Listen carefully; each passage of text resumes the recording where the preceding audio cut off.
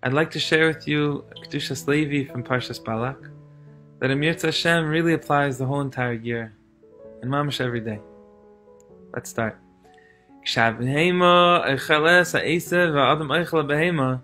When an animal consumes grass and when a human being consumes the meat of that animal,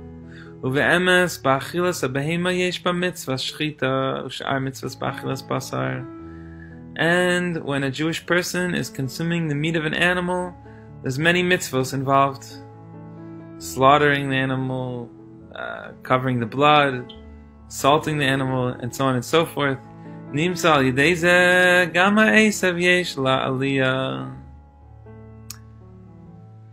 out that not only is the meat getting elevated in the process of all these mitzvahs, and by the bracha that the human being makes on the meat, but also the grass which the animal consumed before the human being ate that animal. The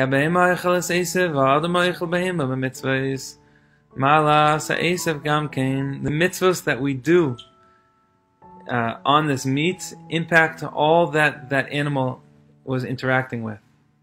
Right? So the animal obviously interacted with the grass in the field, but also even the water that animal had, and even the oxygen that animal was living off of, and even the land on which it walked upon. It's now all getting elevated by human consumption when done with mitzvos. Right? So mitzvos are this amazing medium for allowing creation to be reconnected to the Creator.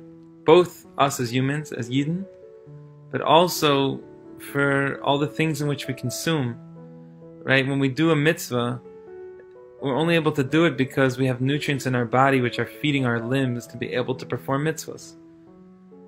Right? And when we're saying tefillos, we're only able to utter those words because we have enough energy in our body and the juices in our brains are functioning because of foods that we have eaten.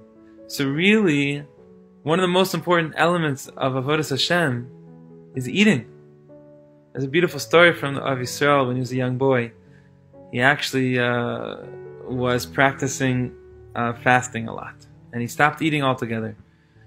The food that he wasn't eating took him to Gaisan Shalmala, took him to trial, and said, "You're not giving us our elevation. You're not giving us our rectification. We're stuck. We're stuck in place. There's no spiritual movement on our end. You're our only way up."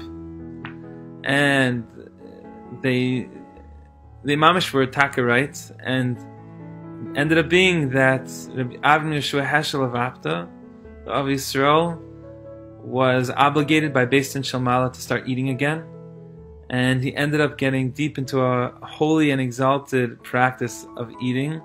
He would eat a lot, beyond the human capacity of consumption.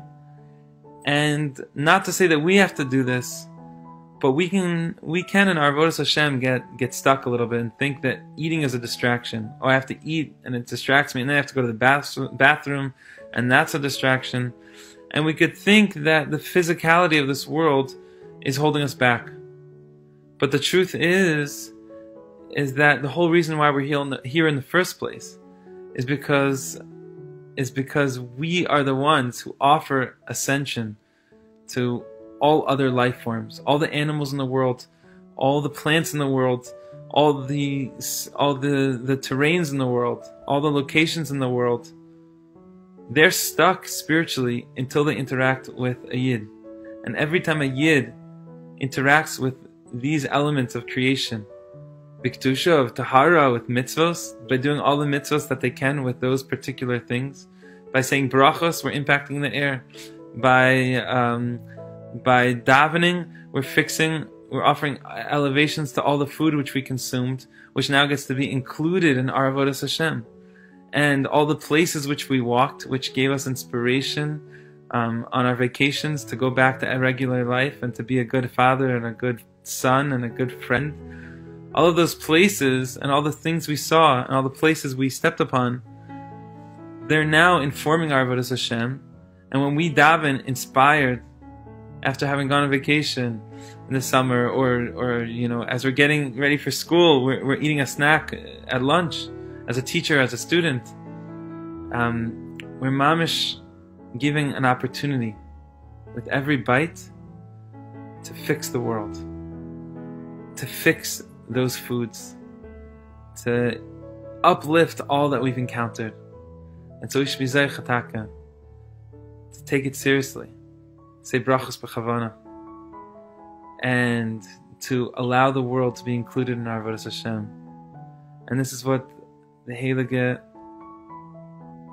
Rav Kook says, that there's exclusive holiness and there's inclusive holiness. And most people in the world are just stuck. They subject themselves strictly to exclusive holiness. In which case, I can't look at this, I can't do that, I can't touch this, I can't. But we're forgetting that on a day-to-day basis, we're mamish interacting with so many different life forms.